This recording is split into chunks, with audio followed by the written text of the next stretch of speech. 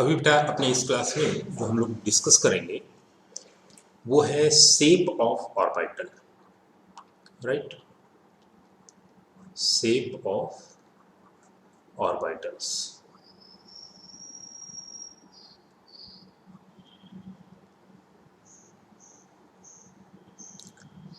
अगर ऑर्बिटल्स को हमें डिफाइन करना हो,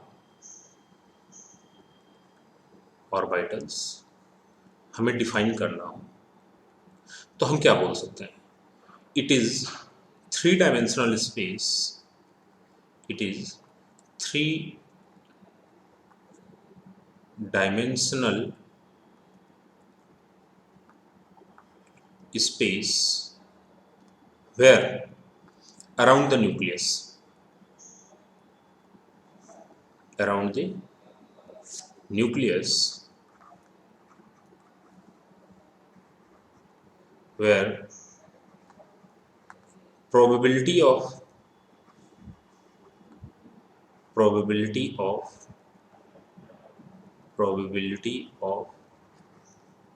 finding electron, probability of finding electron is maximum,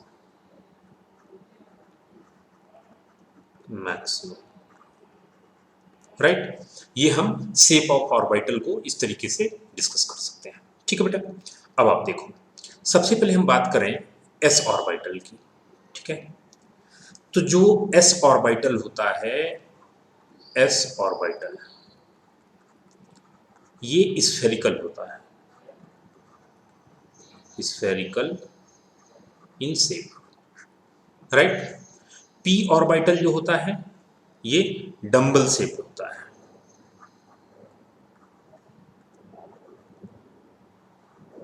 dumbbell shape, ठीक है। डी ऑर्बिटल जो होता है ये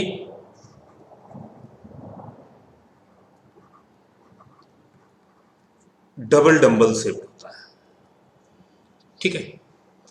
और जो एफ ऑर्बिटल होता है उसके कई मिक्स्ड स्ट्रक्चर्स होते हैं, तो वो फिलहाल आपके सिलेबस में है नहीं कि हम उसके यहाँ पर डिस्कस करें, ठीक है ना। लेकिन अगर कहीं पे आपको रिक्वायरमेंट होगी तो आप बताना, उसको मैं अलग से डिस्कस कर दूंगा, ठीक है बेटे। तो यहाँ पर आपको ध्यान रखना है कि एस ऑर्बिटल स्फेरिकल शेप का, पी ऑर्बिटल डंबल शेप और डी ऑर्बिटल जो है वो डबल डंबल शेप होता है। जैसे आप यहाँ पर देख रहे हैं कि ये सेंट्रल पार्ट न्यूक्लियस है और इस न्यूक्लियस के चारों तरफ, सबसे पहली चीज मैं आपको बता दूं कि जो ऑर्बिटल है या ऑर्बिट है, it is not a line around the nucleus. ये एक सर्कुलर पाथ नहीं है जिसपे इलेक्ट्रॉन रिवॉल्व कर रहा है, ये न्यूक्लियस की चारों तरफ का एक पूरा वॉल्यूम है, ठीक है ना। थ्री डायमेंशनल स्पेस है जिसमें इलेक्ट्रॉन के पाए जाने की प्रोबेबिलिटी होती है, लेकिन जहां पे मैक्सिमम प्रोबेबिलिटी होती है उस पार्ट को एक लाइन कंसीडर करके हम एक सर्कुलर पाथ कंसीडर कर लेते हैं, राइट। अब जैसे बेटा देखो, यहां पर हम लोगों ने ये जो न्यूक्लियस है, इस न्यूक्लियस के बाद ये जो आपको यहाँ पर यहाँ से लेके यहाँ तक का पूरा पोर्शन दिख रहा है ना, मैं जहाँ तक लाइन ड्रॉ कर रहा हूँ यहाँ से लेके यहाँ तक का पूरा पोर्शन, राइट। ये पूरा पोर्शन 1s है। कौन है बेटा? 1s। यहाँ पर फिगर में ये गलत टाइप हो गया है, ये वाला अंदर का जो पोर्शन है ये क्या है बेटा? 1s, right. ये 2s और ये क्या है? 3s, ठीक है। तो inside 1s then 2s and then 3s। अब आप देखो जरा क्या है, ये पूरा का पूरा 1s है, लेकिन इलेक्ट्रॉन के पाए जाने की ये पूरा जितना ग्रे कलर का ये पूरा पार्ट दिख रहा है ना, ये 1s ऑर्बिटल को इंडिकेट कर रहा है। लेकिन ये जो इस पर एक ब्लैक कलर की लाइन दिख रही है ना, इस लाइन पर इलेक्ट्रॉन के पाए जाने की प्रोबेबिलिटी क्या है? मैक्सिमम। तो उसी लाइन को हम ड्रॉ करते हैं और हम बोलते हैं कि वो क्या है? 1s है। लेकिन एक्चुअल में न्यूक्लियस से लेके और यहाँ तक का पूरा पार्ट क्या है? 1s है, राइट। उसके बाद आप देखोगे यहाँ लाइट कलर का एक पूरा पार्ट है यहाँ से लेके यहाँ तक, ठीक है बेटा। कहाँ से कहाँ तक की मैं बात कर रहा हूँ?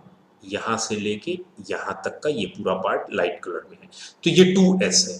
और देखोगे कि 1s और 2s के बीच में एक व्हाइट कलर की ये लाइन है, ठीक है ना। ये व्हाइट कलर की लाइन को बोलते हैं नोड, जहां पर इलेक्ट्रॉन के पाए जाने की प्रोबेबिलिटी क्या होती है, जीरो होती है। और ध्यान देना, मैंने जब आपको स्टार्टिंग में क्वांटम मैकेनिक्स स्टार्ट किया था तो मैंने आपको बताया था कि जो साई स्क्वायर होता है, साई स्क्वायर, ये क्या बताता है, probability of finding electron, probability of finding electron, probability of finding electron, ये साई स्क्वायर बताता है। तो साई स्क्वायर जहां जीरो होगा वहां इलेक्ट्रॉन के पाए जाने की प्रोबेबिलिटी क्या होगी, जीरो। और उसी स्पेस को हम क्या बोलते हैं बेटा, नोड। तो ये जो व्हाइट वाला पार्ट है ना 1s और 2s के बीच में, इसे हम क्या बोलेंगे, नोड बोलेंगे। और इस नोड पर इलेक्ट्रॉन के पाए जाने की प्रोबेबिलिटी क्या होती है, जीरो होती है। वैसे ही 3s और 2s के बीच में ये व्हाइट वाला जो पार्ट है ये भी क्या है, नोड है, जहां पे इलेक्ट्रॉन के पाए जाने की प्रोबेबिलिटी क्या होगी, जीरो होगी, राइट। अब आप ध्यान देना एक चीज, कुछ थ्योरेटिकल पार्ट की बात कर लें। जो p ऑर्बिटल होते हैं वो डंबल शेप्ड के होते हैं, d orbital double dumbbell shaped के होते हैं, ठीक है। इसमें कुछ टर्म्स यूज किए जाते हैं। जो टर्म है उसे मैं थोड़ा सा आपको एक्सप्लेन कर दूं। जैसे बोला जाता है कि s orbitals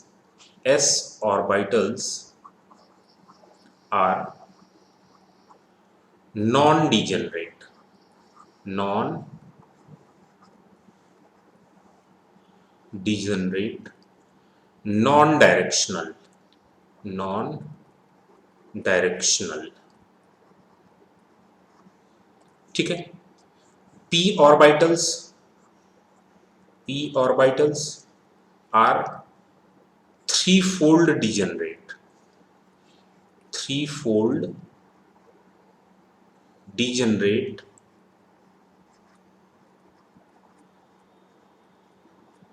and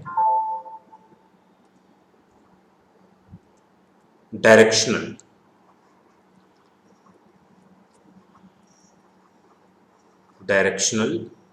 in nature, ठीक है बेटा। और d ऑर्बिटल्स ये five fold degenerate and directional. ऐसे ही f ऑर्बिटल्स जो होंगे वो क्या है, सेवन फोल्ड डिजेनरेट, राइट। तो ये तो टर्म हुआ कि सेवन फोल्ड डिजेनरेट, डायरेक्शनल और नॉन डायरेक्शनल, व्हाटएवर। क्या मतलब है इसका, इसका मतलब जरा समझिएगा। इसका मतलब है कि न्यूक्लियस से हम किसी भी डायरेक्शन में चले जाएं ना, अगर s ऑर्बिटल है तो इलेक्ट्रॉन के पाए जाने की प्रोबेबिलिटी क्या होगी, सेम होगी। यानी न्यूक्लियस से दोनों तरफ अगर हम मूव करें तो इलेक्ट्रॉन के पाए जाने की प्रोबेबिलिटी सेम आनी है। इलेक्ट्रॉन के पाए जाने की प्रोबेबिलिटी डायरेक्शन पर डिपेंड नहीं करती है। That's why it is said to be non directional. जबकि जो p ऑर्बिटल और d ऑर्बिटल है इनको डायरेक्शनल बोला जा रहा है। क्यों? अच्छा, डीजेनरेट का मतलब क्या होता है, ऑफ इक्वल एनर्जी। डीजेनरेट जो टर्म यूज किया जा रहा है वो किस लिए यूज किया जा रहा है, फॉर इक्वल एनर्जी। तो किस एस्पेक्ट में ये बात की जा रही है इसको भी बेटा हम बताते हैं। आप यहां देखो जरा, जो p ऑर्बिटल्स हैं ये p ऑर्बिटल्स हैं three fold degenerate, right. p orbitals कितने होते हैं बेटा, p ऑर्बिटल्स होते हैं थ्री, राइट। तीन p ऑर्बिटल होते हैं, ठीक है। अब ये तीन p ऑर्बिटल कौन कौन से हैं, px, py और pz, राइट। तीन p ऑर्बिटल हो गए, px, py और pz। अब हम यहां बात करेंगे कि जो p ऑर्बिटल्स हैं ये थ्री फोल्ड डिजेनरेट हैं। मतलब ये जो तीनों p ऑर्बिटल हैं इन तीनों p ऑर्बिटल्स की एनर्जी क्या है, सेम है, equal energy. Orbitals of equal energy are degenerate orbitals, right. अब ये p x y z का क्या कॉन्सेप्ट है, जैसे अगर हम तीन एक्सिस ले लें, x एक्सिस, y एक्सिस और z एक्सिस। अब हमने बोला कि जो p ऑर्बिटल है उनका शेप कैसा होता है बेटा, डंबल शेप। तो जो डंबल शेप में इलेक्ट्रॉन के पाए जाने की प्रोबेबिलिटी होगी वो डंबल किस एक्सिस के अलोंग है, एक्स एक्सिस के अलोंग। ठीक, तो देखो अगर आप एक्स एक्सिस के अलोंग जाओगे तो इलेक्ट्रॉन के पाए जाने की प्रोबेबिलिटी तो है, लेकिन वाई के अलोंग नहीं है, मतलब ये डायरेक्शनल है। कौन, पी एक्स, मैं पी एक्स की बात कर रहा हूं। जब वाई में आएंगे तो वाई के अलोंग इलेक्ट्रॉन के पाए जाने की प्रोबेबिलिटी होगी, बाकी में नहीं होगी। जेड पर आएंगे तो जेड के अलोंग होगी, बाकी में नहीं होगी। लेकिन तीनों जो होते हैं पी एक्स, पी वाई और पी जेड, इनमें इलेक्ट्रॉन के पाए जाने की प्रोबेबिलिटी डायरेक्शन डिपेंडेंट होती है। यानी अगर पी एक्स हम बोल रहे हैं तो पी एक्स जो ऑर्बिटल है उसमें इलेक्ट्रॉन के पाए जाने की प्रोबेबिलिटी एक्स एक्सिस के अलोंग होगी, पी वाई में वाई एक्सिस के अलोंग होगी, पी जेड में जेड एक्सिस के अलोंग होगी। और इनका जो शेप है ये डंबल टाइप का होता है, इसलिए इन्हें क्या बोलते हैं, डंबल शेप बोलते हैं, राइट। तो इन्हें थ्री फोल्ड डिजनरेट क्यों बोलते हैं, अगर आपसे पूछा जाए आप बता सकते हो, because the energy of all the three orbitals, P orbitals are same. Clear है। एक बेटे और बात आपसे यहां करनी है, जैसे हम बात कर रहे थे नोड्स की ना, तो अगर यहां पर हमसे नोडल प्लेन पूछा जाए, या इसको हम टॉपिक को भी आगे डिस्कस करते हैं, पहले हम सारे ऑर्बिटल्स के शेप देख लेते हैं। तो हमने एस ऑर्बिटल देखा कैसा है बेटा, स्फेरिकल शेप। पी ऑर्बिटल देखा कैसा है, डंबल शेप। और कितने हैं पी ऑर्बिटल, तीन, P X, P Y and P Z. अब हम डी ऑर्बिटल्स की बात कर लेते हैं, राइट। डी ऑर्बिटल्स बेटे टोटल कितने हैं, five. Five D orbital, 1 2 3 4 and 5। यहां पर ध्यान दीजिएगा कि डी ऑर्बिटल जो एक है उसे हम बोल रहे हैं डी एक्स वाई। क्या बोल रहे हैं बेटा, डी एक्स वाई। इसमें क्या है कि जो डंबल है, डबल डंबल शेप है ये, तो जो डंबल है उन डंबल की जो पोजिशनिंग है वो एक्स और वाई एक्सिस के बीच में है, किसमें, डी एक्स वाई में। ऐसे ही अगर वाई जेड बोलेंगे तो डंबल की पोजीशनिंग किसके बीच में होगी, वाई और जेड के बीच में। एक्स जेड बोलेंगे तो किसके बीच में होगी, एक्स और जेड के बीच में। और D X square Y square अगर बोला जा रहा है, ठीक, डी एक्स वाई में कहा होगा, एक्स वाई के बीच में। डी वाई जेड में क्या होगा, वाई जेड के बीच में। डी एक्स जेड में क्या होगा, एक्स और जेड के बीच में। लेकिन अगर बोला जाए D X square Y square, D X square Y square, तो यहां पर इलेक्ट्रॉन के पाए जाने की जो प्रोबेबिलिटी होती है वो कहां होती है बेटा, वो होती है along the X and Y axis. कहां होती है, along the X and Y axis, X और वाई एक्सिस के अलोंग। क्लियर है। इसके बाद एक स्पेशल टाइप का डी ऑर्बिटल है जिसको हम बेबी सूथर शेप भी बोलते हैं। इसका जो स्ट्रक्चर होता है उसके बेसिस पे इसको बेबी सूथर शेप भी बोला जाता है, बेबी सूथर शेप, ठीक है ना। बच्चों को दूध पिलाने के लिए या खेलने के लिए उनको एक खिलौना टाइप का दिया जाता है, आप देखते होंगे, जिसका स्ट्रक्चर कुछ इस तरीके का होता है। मैं कोशिश करता हूँ उसको ड्रॉ करने की। इस तरीके का कुछ स्ट्रक्चर होता है,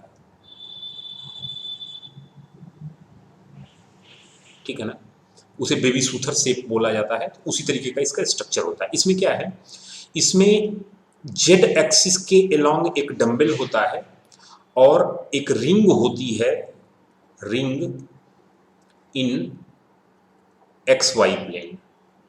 एक्स वाई प्लेन में एक रिंग होती है। तो ये स्ट्रक्चर हमारा किसका हो गया, डी जेड स्क्वायर का, राइट बेटे। ये तो हो गए शेप से रिलेटेड कुछ पार्ट जो कि काफ़ी इंपॉर्टेंट होते हैं। आगे भी चल के जब हम केमिकल बॉन्डिंग और सारे पढ़ेंगे, ऑर्गेनिक केमिस्ट्री पढ़ेंगे, तो ये बहुत ही इंपॉर्टेंट पार्ट है। ये अच्छे से आपको चीज़ें समझ में आनी चाहिए। क्लियर है बेटा। अब इसके बाद हम बात करते हैं, जो हमारा नेक्स्ट टॉपिक है वो है नोड। हमारा जो नेक्स्ट टॉपिक है बेटा वो क्या है, नोड की बात करते हैं। जिसे हम वहाँ बात कर रहे थे ना कि where the probability of finding the electron is 0। तो जहां पर इलेक्ट्रॉन के पाए जाने की प्रोबेबिलिटी 0 हो उसे हम क्या बोलते हैं, नोड बोलते हैं। तो इलेक्ट्रॉन के पाए जाने की प्रोबेबिलिटी कौन बताता है, साई स्क्वायर। तो एट नोड साई स्क्वायर क्या होगा, 0। जहां पर साई स्क्वायर की वैल्यू 0 हो जाए उसे हम क्या बोलेंगे, नोड बोलेंगे। वो स्पेस जहां पर इलेक्ट्रॉन के पाए जाने की प्रोबेबिलिटी 0 हो। अब आप देखो, ये जो नोड के टाइप होते हैं ना, नोड जो होता है ये दो टाइप का होता है, ठीक। नोड बेटा कितने टाइप का है, दो टाइप का है। कौन कौन सा, एक को हम बोलते हैं स्फेरिकल नोड, स्फेरिकल नोड, और दूसरे को हम बोलते हैं nodal plane, nodal plane, right. इसी को एंगुलर नोड भी कभी कभी बोल दिया जाता है, एंगुलर नोड टर्म भी यूज कर लिया जाता है, और यहाँ पे रेडियल नोड भी कभी कभी टर्म यूज कर लिया जाता है, तो आप याद रखेंगे इसको, रेडियल नोड, राइट। इनकी वैल्यू कितनी होती है? देखो, जो नोडल प्लेन की वैल्यू जो है एजीमुथल क्वांटम नंबर के बराबर होगी, लेकिन जो स्फेरिकल नोड हैं इनकी वैल्यू होती है n minus l minus 1। Clear? तो बेटे इनको अगर कहें कि टोटल नोड कितने होते हैं, तो टोटल नोड में इनको ऐड कर दे देंगे, टोटल नोड कितना आ जाएगा n माइनस 1, राइट। अब इसका जरा कुछ न्यूमेरिकल वैल्यू यहाँ पर एग्जांपल देख लेते हैं। जैसे नोड दो टाइप के हो गए, रेडियल नोड हो गया और नोडल प्लेन हो गया। अब यहाँ पर अगर आप देखो कि अगर हम बात करें 1s की, तो 1s क्या है? सब ऑर्बिट, और s के लिए l की वैल्यू कितनी होती है बेटा? 0। तो नोडल प्लेन कितना हो जाएगा? 0, क्योंकि l की वैल्यू 0 है s के लिए। तो जितने भी s होंगे, चाहे 1s हो, चाहे 2s हो, चाहे 3s हो, सबके लिए नोडल प्लेन क्या होगा? 0। अब बात आती है ये नोडल प्लेन क्या है? The plane at which the probability of finding the electron is 0। वह प्लेन जहां पर इलेक्ट्रॉन के पाए जाने की प्रोबेबिलिटी क्या हो? 0 हो। तो s ऑर्बिटल कैसा होता है बेटा? स्फेरिकल होता है, ऐसे स्फेरिकल। तो क्या कोई भी ऐसा प्लेन होगा जिसमें ये ना आए? पॉसिबल ही नहीं है। जैसे आप इस स्ट्रक्चर को अगर देखोगे, जो एस ऑर्बिटल का स्ट्रक्चर है, क्या यहाँ कोई ऐसा प्लेन आप ड्रॉ कर सकते हो जिसमें ये जो 1s 2s या 3s ना आए? पॉसिबल ही नहीं है। इसलिए जो s सब ऑर्बिट होते हैं, चाहे वो 1s हो, चाहे 2s हो, चाहे 3s हो, सबके लिए नोडल प्लेन की वैल्यू क्या रहेगी? 0 रहेगी, राइट। रेडियल नोड की बात कर ले, तो जैसे आप यहाँ पर देखो, जब आपने 1s की बात की थी, तो 1s के अंदर तो न्यूक्लियस है, तो वहां नोड की हम बात ही नहीं करेंगे। लेकिन 1s 2s के बीच में एक नोड आया था, ये व्हाइट वाला। 2s और 3s के बीच में एक आया था, तो अगर 3s के पहले देखो तो कितने नोड हैं? 1 एंड 2। तो 3 माइनस 1 कितना आ गया? 2, यानी n माइनस 1। और ऐसे भी हम देख सकते हैं n माइनस l माइनस 1, तो s के लिए l की वैल्यू क्या है? 0। आप देखो, हमने जो फॉर्मूला लिखा n माइनस l माइनस 1, तो यहाँ पर बेटा आप क्या बोलोगे? अगर मान लो हम बोलते हैं कि चलो 1s के लिए आप रेडियल नोड निकालो, रेडियल नोड निकालो, तो 1s के लिए n की वैल्यू 1 हो गई, और जो l की वैल्यू है वो 0 हो गई, तो n minus l minus 1 value कितनी आ गई? 0 आ गई। लेकिन अगर यही पूछा जाता 2s के लिए निकालिए, तो 2s के लिए n की वैल्यू 1 हो जाती, माइनस l की वैल्यू 0 और माइनस 1 कितना आ जाता? 1 आ जाता। तो 2 के लिए 1 आ रहा है, और 2 और 1s के बीच में एक नोड है, 3 के लिए 2 आएगा। तो 3 के लिए 2 क्यों आ रहा है? कि 3s के पहले दो नोड आ रहे हैं, एक 3s 2s के बीच में, और एक 1s और 2s के बीच में, जो आपने इस फिगर में देखा। यहाँ पर 3s जो ये आउटर वाला, ये यहाँ से लेके यहाँ तक का जो पार्ट है, इसके पहले एक ये व्हाइट वाला नोड आ रहा है और एक ये व्हाइट वाला नोड आ रहा है, राइट। तो यहाँ पे टोटल नोड कितने हो गए? 1 हो गए।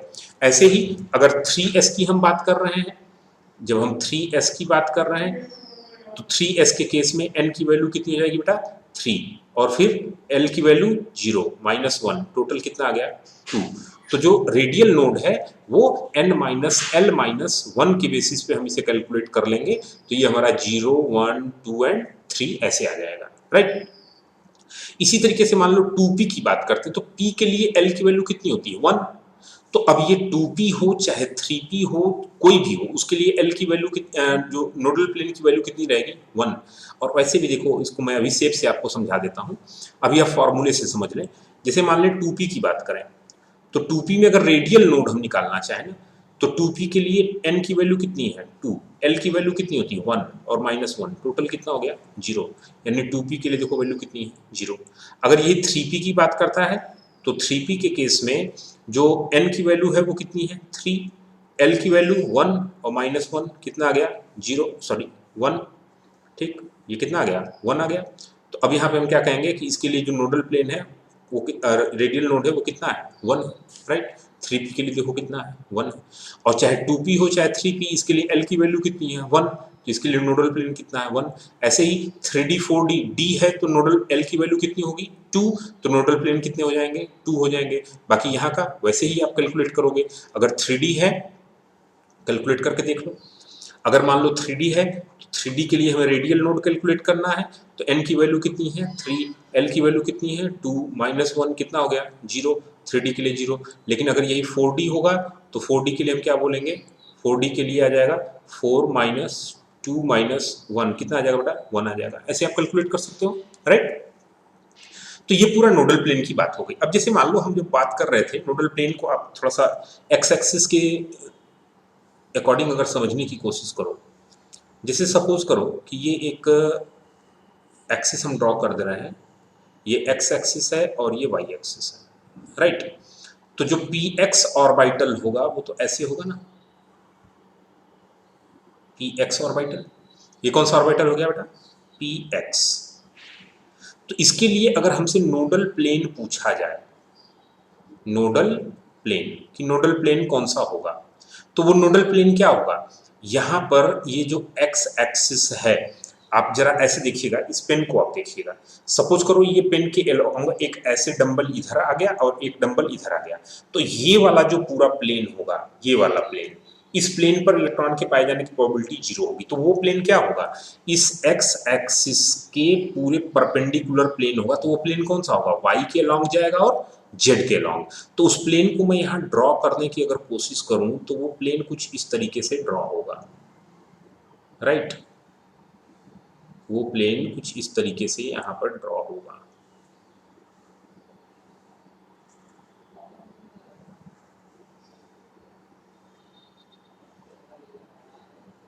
राइट बेटा। ये कौन सा प्लेन हो गया, वाई जेड प्लेन। कौन सा प्लेन, जो नोडल प्लेन है वो कौन सा प्लेन हुआ, वाई जेड प्लेन। क्लियर है। ऐसे ही जैसे सपोज करो कि हम नोडल प्लेन की बात करें किसके लिए, पी वाई के लिए, ठीक है। तो पी वाई का स्ट्रक्चर अगर हम ड्रॉ करें तो वो तो ऐसे होगा ना, जो डंबल होगा वो वाई के लॉन्ग होगा, ऐसे हो गया बेटा, डंबल वाई के लॉन्ग हो गया। अब इसका जो प्लेन होगा वो प्लेन कुछ इस तरीके का होगा, राइट। ये प्लेन कुछ इस तरीके का होगा, जिसको मैंने कलर्ड किया है, ठीक। अब ये कौन सा प्लेन होगा, ये प्लेन क्या होगा, ये कौन सा एक्सिस है एक्स, ये कौन सा एक्सिस है वाई, तो ये प्लेन कौन सा होगा, वाई में तो ये है नहीं, ये है किसमें, एक्स और जेड एक्सिस के अलोंग। ये कौन सी एक्सिस है, जेड। तो जो पी वाई का जो नोडल प्लेन होगा, पी वाई का जो नोडल प्लेन होगा वो कौन सा प्लेन होगा, ये प्लेन होगा। और इस प्लेन को हम क्या बोलेंगे, इसको हम बोलेंगे एक्स जेड प्लेन, राइट। तो आई होप सो कि नोडल प्लेन आप आसानी से आइडेंटिफाई कर सकते हो। इसी तरीके से अगर मान लो हमसे पूछा जाता पी जेड, तो आई होप सो मैं इसे ड्रॉ करूंगा, आप तुरंत आंसर बता सकते हो। अब इसे मैं कंसिडर कर लूँ कि ये जेड एक्सिस है, ये एक्स एक्सिस है, तो ऑब्वियस सी चीज़ है कि अब जो डंबल होगा वो किसके अलोंग होगा, जेड के अलोंग। तो इसका जो नोडल प्लेन होगा वो कौन सा होगा, ये नोडल प्लेन होगा। और ये नोडल प्लेन कौन सा प्लेन होगा बेटा, ये वाला हो गया नोडल प्लेन, राइट। ये लाइंस ऐसी आ गई। और ये कौन सा प्लेन हो जाएगा, आंसर बताइए फटाक से। ये जेड एक्सिस है तो ये एक्स और Y, X Y plane, right. इसी तरीके से जब डी जेड की बात करेंगे, जो है डी ऑर्बिटल्स की बात कर रहे हैं, तो डी ऑर्बिटल्स में एक ये नोड होगा और एक ये नोडल प्लेन होंगे, वहां पर दो नोडल प्लेन हम बताएंगे जो है। और रेडियल नोड की बात करेंगे तो 3D और 4D के बीच में देखो एक ये नोडल नोड होगा, ठीक है। तो वहां पर क्या होगा कि ये जो नोड भी होंगे जो है वो ऑर्बिटल्स के अलोंग होते हैं, दो ऑर्बिटल्स के बीच में होते हैं जहां पर इलेक्ट्रॉन के पाए जाने की प्रोबेबिलिटी 0 होती है। और 3D के पहले 2D तो होता नहीं है। अच्छा, ये चीज भी क्वेश्चंस कभी कभी पूछ लिए जाते हैं, तो इनको मैं यहाँ पर नोट कर दे रहा हूँ, आप इसे ध्यान देना कि कभी भी देखो 1s तो होता है, लेकिन 1p,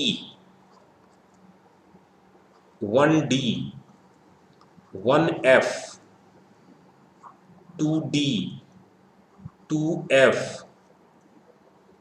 और 3f, ये ऑर्बिटल्स जो हैं ये एग्जिस्ट नहीं करते हैं, ध्यान दीजिएगा, ठीक है ना। 1s केवल होता है, 1p नहीं होता है। 2s होता है, 2p होता है, 2d नहीं होता है। 2s है, 2p है, 2d नहीं है। इसी तरीके से 3s है, 3p है और 3d है, 3f नहीं होता है, ठीक है ना। तो ये ऑर्बिटल्स जो होते हैं वो एग्जिस्ट नहीं करते हैं, तो ये चीज भी आपको ध्यान रखनी है। क्लियर? तो नोड से रिलेटेड या ऑर्बिटल के शेप से रिलेटेड जो क्वेश्चंस हैं उनको आप अच्छे तरीके से सॉल्व करें, और कहीं भी आपको प्रॉब्लम आती है तो आप वो हमसे डिस्कस करें।